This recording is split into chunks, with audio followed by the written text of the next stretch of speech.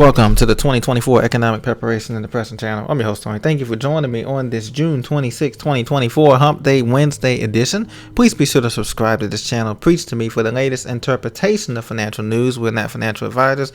We provide the latest interpretation of financial news, pure and unadulterated truth here on this channel. Thank you for your support. I read all of the comments. I appreciate all of the insightful comments on this economy from both here and abroad.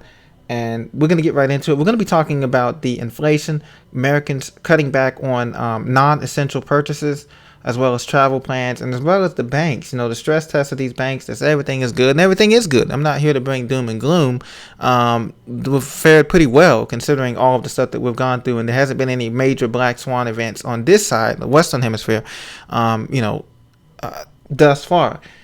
In this election season that everybody's going through. So right now we're looking at trying to get this inflation under control, and they keep telling us that this inflation is going to get back to 2%. At least that's what the Federal Reserve Bank would like us to believe. But ladies and gentlemen, it is clear that the quantitative easing, the money printing machine, is going to be turning back on one way or the another, and it's going to lead to the devaluation of our currency. So inflation, quote, could take several years to get back to 2%.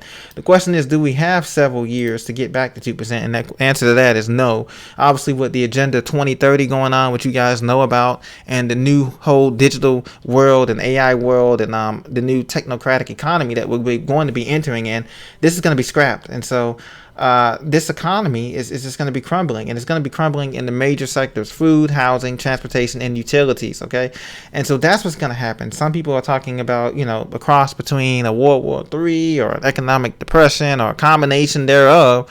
All of that is possible, ladies and gentlemen. We don't know yet what's going to be the triggering event, but everybody can feel that something is not quite right, even though things are good, quote unquote, but something is not quite right around the world, as everyone is battling this on a hamster wheel, this never-ending price inflation and never-ending, it just seems like no matter how many jobs you work, it's just not enough to keep up with the inflation. And not only with the inflation, with the greed. It's a lot of it's just greed. A lot of it, there's greed at the pumps, there's greed at the stores, greed, the FOMO, the fear of missing out. And now they're saying that the big banks can't withstand the disaster scenario. That's what the Fed said just today. It's a Barron's report. I don't have access to the full report, but it says that the Federal Reserve said on Wednesday that results of an annual bank stress test showed that the largest U.S. lenders have, quote, sufficient capital to withstand an economic catastrophe. Well, of course they're going to say that. They don't want anybody to panic. Why would you come out and tell somebody, hey, we have, small banks, medium banks that are failing, just like we had the Signature Bank and other little banks, 6 banks that failed, I think it was last year. They're not going to come out and say, hey, some of these banks are in trouble. No, they'd rather just quietly take them over or let them merge with other little banks, and leave the big 4 or big 6 banks, that they really have the capital to withstand a disaster alone. And so that's what we're looking at. Let me know what you think about that. Do you feel... And you got to keep your money somewhere, obviously. People say keep it on your mattress. Well, it's not safe in some areas, and in some cases, it's not safe to keep that much money at your house or at your, in a safe or whatever. So it's not, I have nothing against that, banks or credit unions or any of those means, online banks or whatever. So how do you feel about which banks you think are going to be crashing or merging or going under, quote unquote, as we head into the second half of this year? I'm talking about from August to December. Let me know in the comments what you think about that. So evidence is mounting that the American shopper is, quote, cutting back. This is on CNN Business. I thought that was interesting last week. American shoppers have been cutting back on essential items.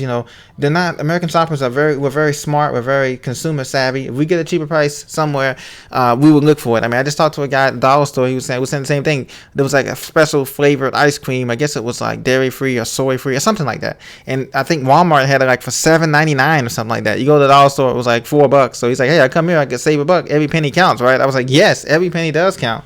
And so retail sales is flat. It only rose 0.1% in May from the prior month here.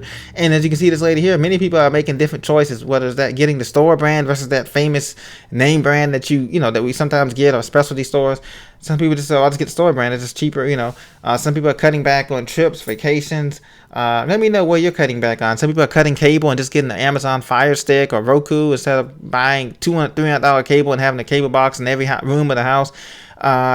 Some people are cutting back on Like I said, trips that only going locally, a staycation instead of going to that international trip, unless it's a family emergency or something.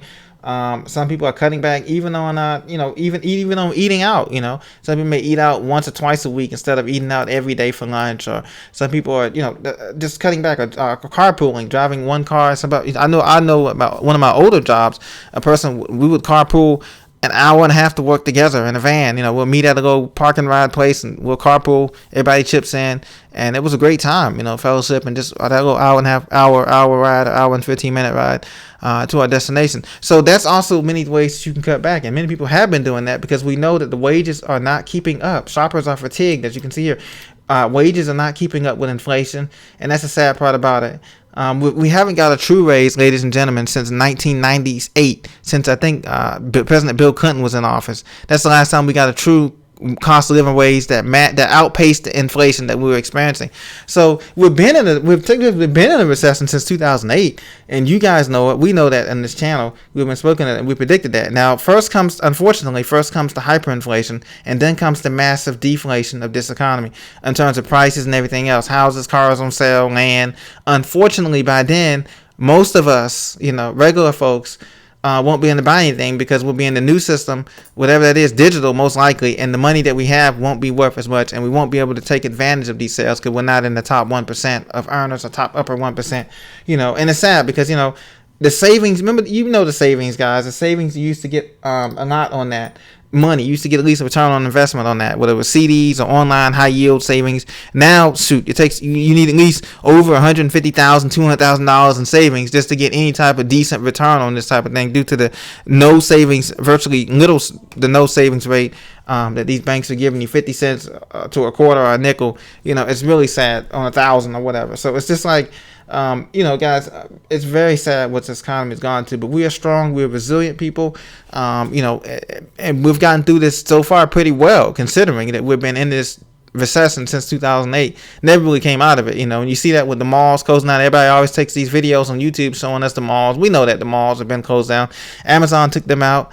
And the online shopping is great, honestly. There's nothing wrong with that. But I'm saying that in terms of the local businesses in these towns, in these cities, municipalities, townships, they've been declining, diminishing, because high rents, high commercial rents, high regular personal rents, high housing costs, and for these businesses are taking us down. And so that's what it means for the Fed. And so the Federal Reserve has to look at this and have to say, well, do we cut now or do we cut next year? That's the big question that everybody's waiting on. Not that the cut is going to mean anything, but it's going to signal to us that this economy is in distress.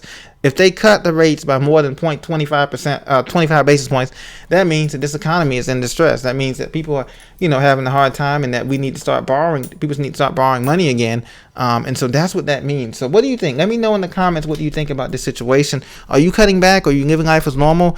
How are you making ends meet? Are you living together with multi-generational families? Parents, daughters, sons. You getting roommates, Airbnbs, second jobs. Let me know what you're doing to survive as we head into this election season and beyond that. It's not the end of the world, but we'll have to see what things go on in the future. So God bless. I'll talk to you very soon when earnings come out and the jobs report come out tomorrow morning at 8:30 a.m. Eastern time. Take care.